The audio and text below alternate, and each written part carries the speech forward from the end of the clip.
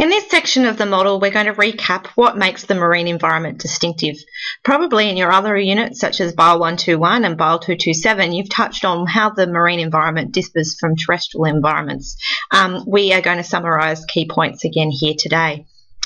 So in this lectorial, first of all, we're going to consider the physical and chemical differences between the land and sea, and then we're going to consider the biological differences between the land and sea. So when we're thinking about physical and chemical differences, the first one is that as compared to the air, seawater is much more viscous, which has many implications in terms of life in the sea. So viscosity is the internal resistance to flow. And so this means that in the marine environment, it is harder for organisms to move through water than it is for organisms to move through air on land. And so often what we see is morphology of marine organisms that reflects this viscosity. So if we're thinking about mobile organisms that need to move through water, we might expect external structures that minimise drag.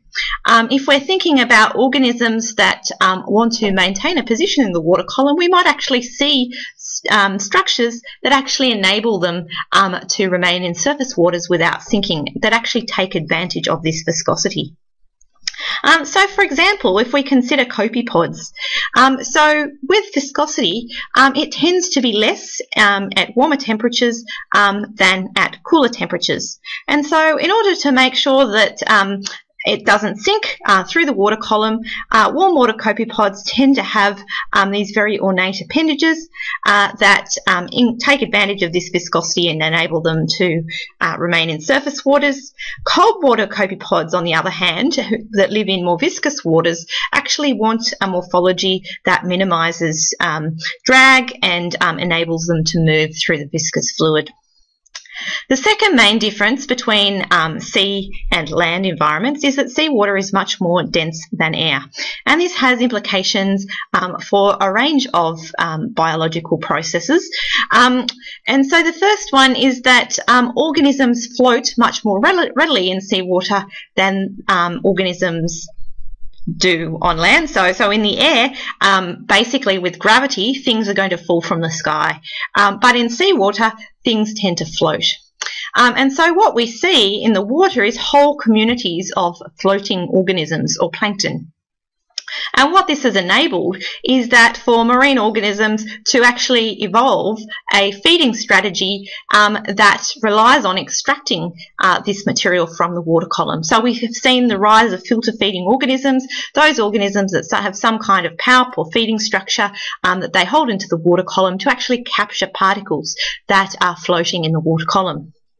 The other thing that we see as a result of these communities of plankton is larval dispersal stages. So many organisms in marine environments, even if they have a sessile benthic phase, they actually have a larval stage in their life history where they have propagules that float in the water column and get transported from one place to another. The other implication of the density of seawater is that organisms don't need to invest as heavily in skeletal material in the sea as they do on land. So if we look around us in the terrestrial environment, we see trees that have large cellulose structures that hold them up. If we look at our own body plans, we have skeletons that help hold us up.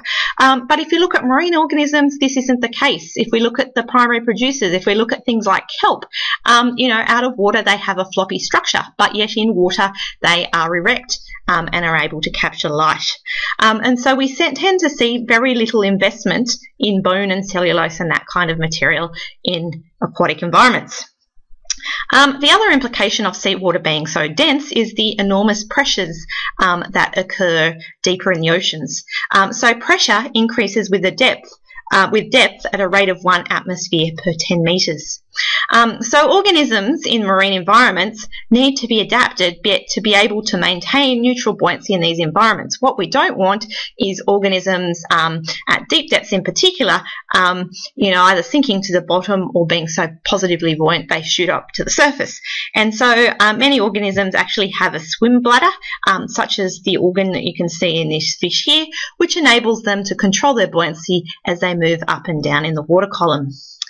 Deep sea fish, however, don't have these swim bladders.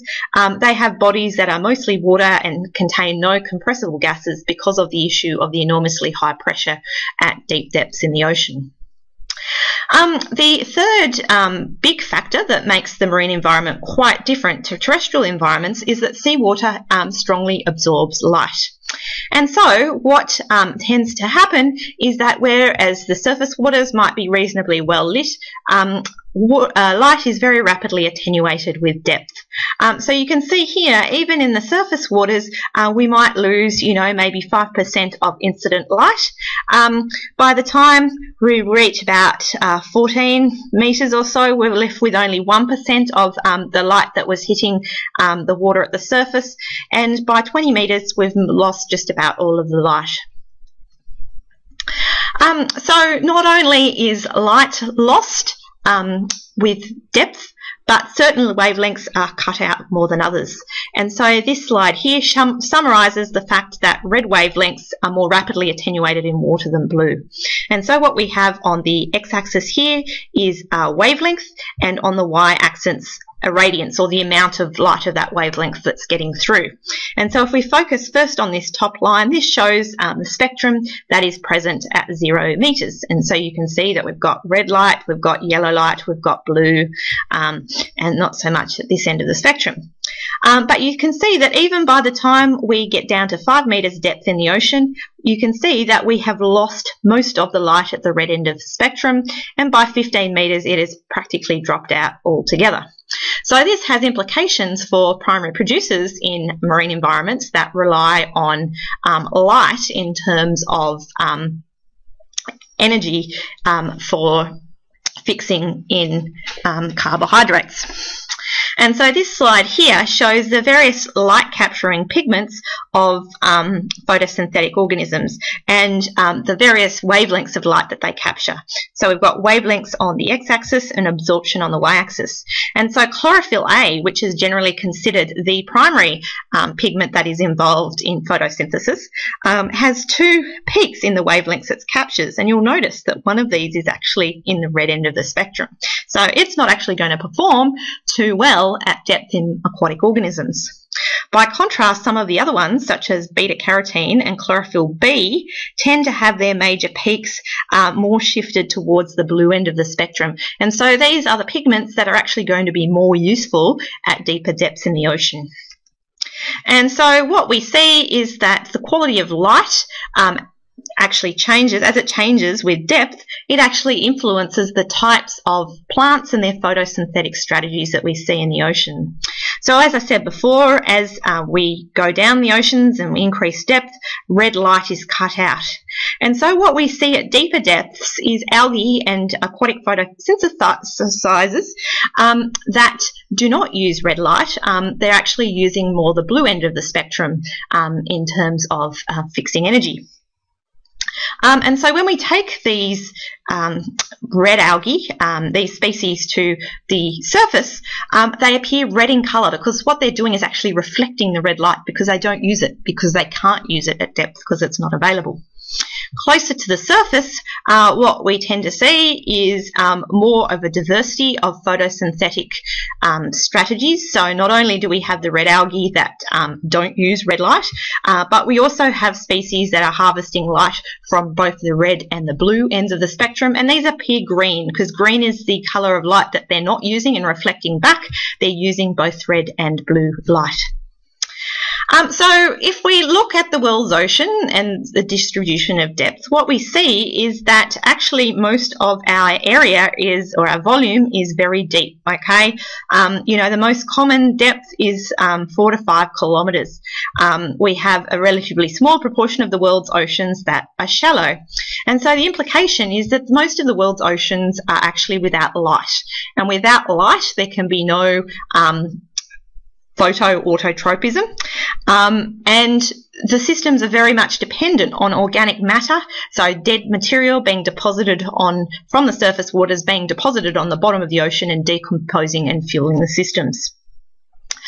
So what we see in deep ocean areas is not primary production that relies on photosynthesis, but instead alternative pathways such as chemosynthesis, which is common in hydrothermal vents.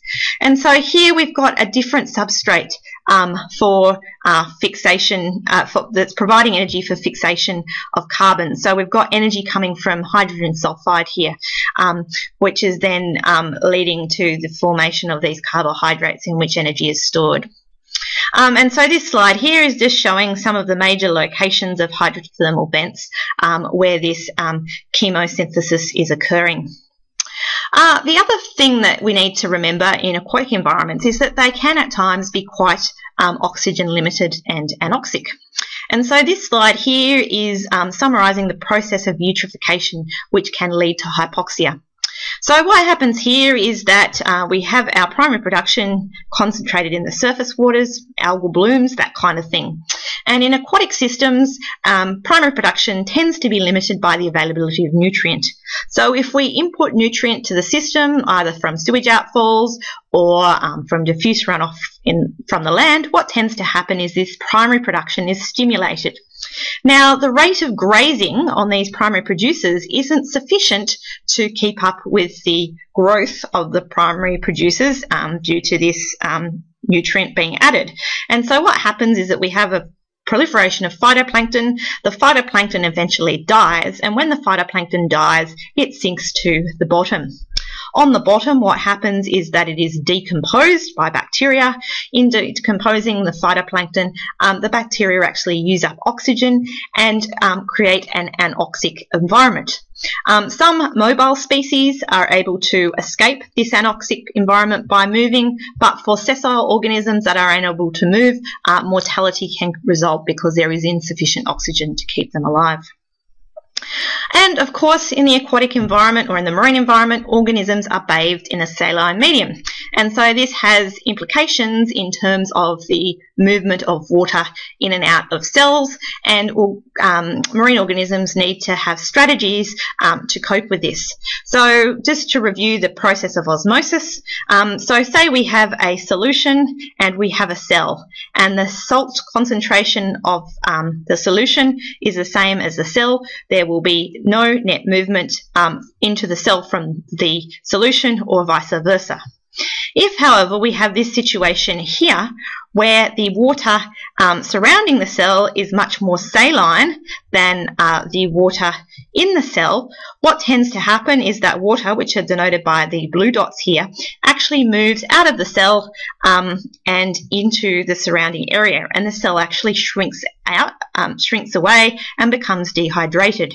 Conversely, if we have a very fresh solution with not much salt and a very salty cell, what happens is that water moves from our solution into the cell and the cell expands. So the scenario we have in the ocean is very much this central scenario here, where we've got a salty medium and a less salty organism within it. And so organisms need to have strategies to prevent them from shriveling up and becoming desiccated. And so here we have our marine fish here that is living in this salty environment. So it may need to drink large quantities of water to keep up with this movement of fluid out into the external media. In drinking lots of fluid, that fluid presumably is going to be the ocean waters, which are going to be very salty. So it might need to have special glands or cells to secrete salt. And obviously it wants to minimize its loss of fluid because there is going to be this natural osmotic process of water being lost, and so it might have mechanisms to actually concentrate its urine to minimize water loss. There are also biological differences between the land and sea. So we talked before about how on the land organisms need to invest much more in a structure to keep them upright against gravity, and that in water, because of the density, organisms are much more well supported. And so in land we tend to have much larger primary producers because of all this cellulose structure that's required. In the sea, primary producers tend to have little structure and they tend to be very small. And so here we have trees as opposed to phytoplankton in the marine environment. And so the consequences of this are that primary producers in terrestrial environments are very hard to digest. They've got lots of lignin and cellulose and stuff that's hard to break down. In the sea, because they have little structure, they're actually really easy to intake, and so they're very readily consumed by herbivores. And so the net outcome is that we end up with very different biomass structures in marine environments, which is down the bottom of this slide, versus terrestrial environments. And energy flow, although energy flow still has to go from the bottom of the food web up, and so we're always going to have the most energy in the primary producers and the least energy in the carnivores. But when we look at biomass, what we see in the forest and in grasslands is that most of the biomass is the amount of standing material, so the grams of material per metre squared. In forest and grasslands, most of it is tied up in the trees and the plants, and because they're very hard to consume, there are fewer herbivores and in turn fewer carnivores. But in the ocean, because these producers, phytoplankton, are very easily consumed, they have little structure, we tend to have lots of herbivores that they support. They're very readily consumed, they have a very fast turnover rate. So we have this very different looking structure in terms of biomass. Temporal and spatial scales also differ between the oceans and between the land. So this first slide shows physical processes, and so we've got spatial dimensions to processes on the x-axis and temporal dimensions to processes on the y-axis. And the first thing you notice is that there is this separation between this blue line and this brown line here. So although in both the oceans and in the atmosphere we've got processes that range from a very local scale of kilometres to global scales, in marine environments these processes tend to occur over much longer periods of time. So if we consider deep water circulation, the conveyor belt that moves water from one side of the globe to the other, it can actually take hundreds and hundreds of years for water to circulate from one part of the world's oceans to others. And so this has implications in terms of the cycling of resources in these systems. If we think about the biological processes, there are also differences as well. And so in terrestrial environments, conversely to the physical processes, they tend to happen over much longer time scales in terrestrial environments. So if we disturb a forest, it's going to take maybe a century for that forest to re-establish. But in marine environments, because the organisms tend to be short-lived and things are very readily consumed by higher trophic levels, there tends to be higher turnover rates, and things respond very rapidly to change. And so this slide here is just sort of reiterating, I guess, the scale at which processes occur in the oceans and the depth to which these processes influence the ocean. So if we think about storms, these are fairly short-term process. They might occur on the scale of weeks, and they're going to primarily influence the surface waters. Waves that are generated by storms aren't going to penetrate right to the ocean depth. We can talk about, seasonal kind of cycles and that kind of thing. So seasons are going to change over a year, and they're going to influence water slightly deeper, but still the deepest waters are going to be very little influenced by this process. Decadal weather patterns such as the El Nino Southern Oscillation, happening over 10 years, water slightly deeper is going to be influenced. And then at this end of the spectrum here, we've got the thermohaline circulation that moves water from one side of the planet to the other. And although this is going to influence waters right from the bottom to the surface, it's very long time span across which it occurs, 500 years. So to summarise, the marine environment is quite distinct from the terrestrial environment for a number of reasons. So the high viscosity and density of seawater means that organisms don't have to invest so heavily in structural defences. They need special strategies for dealing with pressure, and they might need strategies that minimise drag and allow them to move. There is a low light availability once we move down into the deeper depths of oceans, so this is going to influence the sources of energy that travel through food webs. Organisms in the ocean have to deal with being bathed in saline medium, and so they need strategies to prevent them from dehydrating too much. Because in the oceans the primary producers are very readily consumed with little structural defence. We tend to have inverted biomass pyramids where we've got more biomass stored in herbivores than we do in primary producers. And we also see very different temporal and spatial scales of physical and biological processes between the oceans and between the land.